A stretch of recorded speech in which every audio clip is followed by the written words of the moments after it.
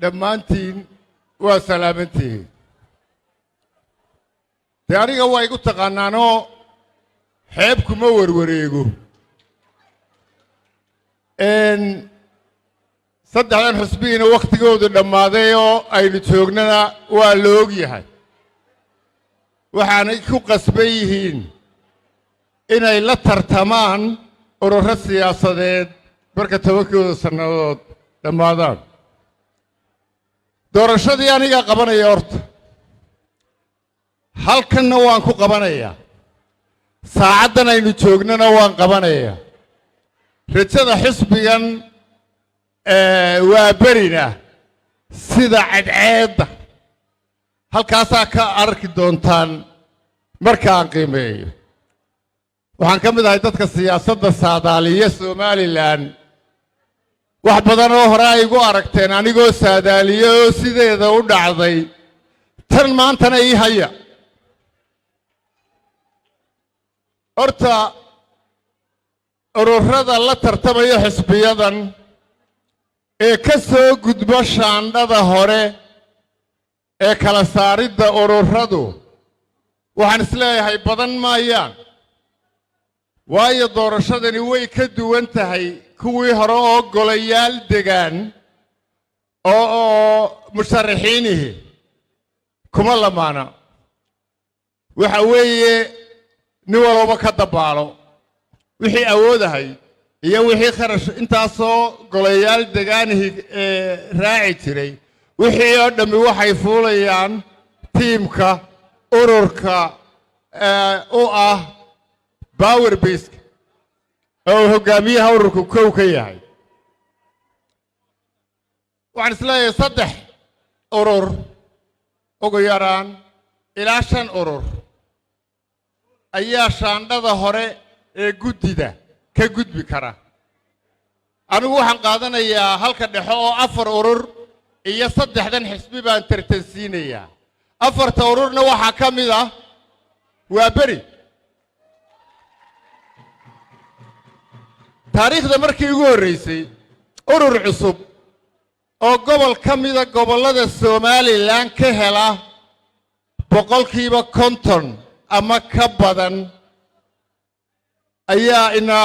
soo maraya doorashadan marka ay 7daasi tartamaan ururkaasi waa ururkan imika waa beri gobolka uu 50% iyo dheeraad keligii la fuqayaana waa gobolka Sool kontonka kale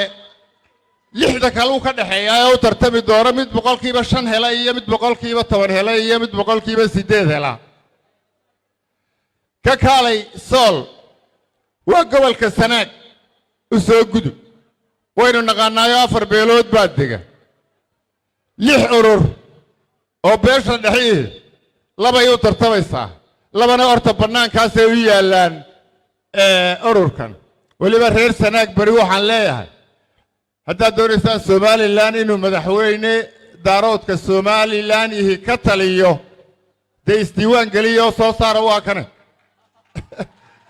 af looma baahna iyo sacab beenahe halka ugu dhow ka noqon karaana waa Hargeysa waxba Muqdisho bay yaalaan marka labada gobol isagoo dusha ku sita uu tag dheer dusha kaga soo dhaco waa beri baladada ka dhacdana eega buuhoodle ururkii xagla toosiye maalintii dhaweed ku dhawaaqi jiray iyo waa beri marxaladaha la maraya ka mid ah waxaan rumaysanahay inay isu soo guuri doonaan oo ay midoobi doonaan waana inay midoobaan anigu sidaan qabo weliba dee anigu reer buuhoodlaan ahoo nin reer hor fadhiya baan ahoo ragga wax isu jiijiidaya ka mid baan ah waryaan hadal idinku daaline tog dheer iska dhaaf dhulbahante kuwa isaaqee burca dhexdeeda ayaa in badan oo garasho badani ay ururkan u codayn doonaan haddii alla yidhaayo ay taageeri doonaan ka soo gudub saddexda bariga galbeedka ale hargeysa waa caasimadda somalilan cid waliba way joogtaa reer hargeysana dee doorkii dhaweyta waa kuwii ismuujiyeyoo inaanay qabyaaladdu diin u ahayn ee saacadday doonaan cidday doonaan u codayn karaan oo ay soo saari karaan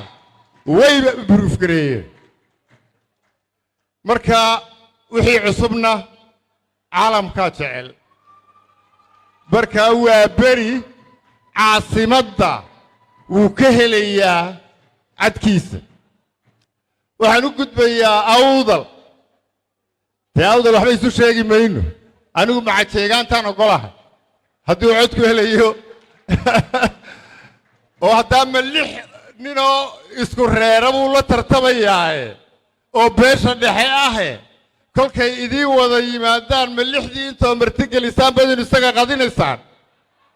waartaasi waa idinku ceeb marka awdalla baarka sare weeye waxaa hadhay saaxiloo saaxil wax badan la isma dheerdheeraanayo oo tir ahaanna waa gobolka ugu codbixiyayaal yar marka inta la kala tegayaa difference weyn ma keeni karto laakiin waa dekadiyo dee iyadana uu ka soo baxaya natiijadii halkaa waxaan ka soo saaray soo maaha saacadda marka aynu tiradaa dhammayno ka daaya ururka waa beri oo waxaad tidhaahdaan wuxuu u gudbay ileen waa nigan doorashadii qabtae saacaddaa laga bilaabo waa xusbi qaran waa beri aniga xaggayga urur maaha waxaan ku soo inaan halkaa ku joogaa baan jeclaa laakiin de haddaynu xusbi qaran soo qaadnay meeshana madaxweyne iyo wax maaragtay anigu de iskama bilaashadlo oo doorashada noofambar 13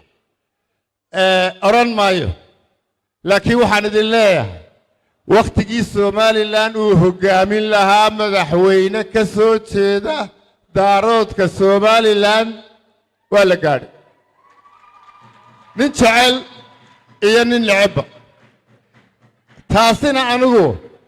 mabda'aygaaba mar kasta ah waxaan ugu hiilinayaa mabda'ayga ayaa mar kasta ah midnimada wadajirka iyo wax wada lahaanshaha somalilan waana ta ay runtii ku soo dhammaystirmi doonto wasalaamu calaykum dahabshiil oo la jaan qaadaya isbeddelka tiknolojiyadda kuna fududaynaya hannaanka aad lacag u diri karto waxa uu hadda kuu soo kordhiyey in marka aad lacag dirayso aad ku bixin karto kaadhkaaga bangiga dhammaan xarumaha dahabshiil ee qaaradda yurub abka dahabshiil oo aad kala soo degi karto play store iyo app store ayaa kuu sahlaya in meel kasta oo aad joogto aad lacagaha si fudud uga diri karto sidoo kale websayte-ka dahabshiil ayaad si fudud lacag uga dhex diri kartaa goob kasta iyo goor kasta lacag kasta oo aad dirto waxa uu qofkaad lacagta u dirtay sikimo gudahoodu ku helayaa adeegga idahab ee moobilkiisa gacanta waxaa loogu shubi karaa akoonkiisa bangiga dahabshiil amaba waxa uu ka qaadan karaa dhammaan barlaamaha dahabshiil ee dunida taxalladeeda dahabshiil howlfudaydiyahaaga maaliyadeed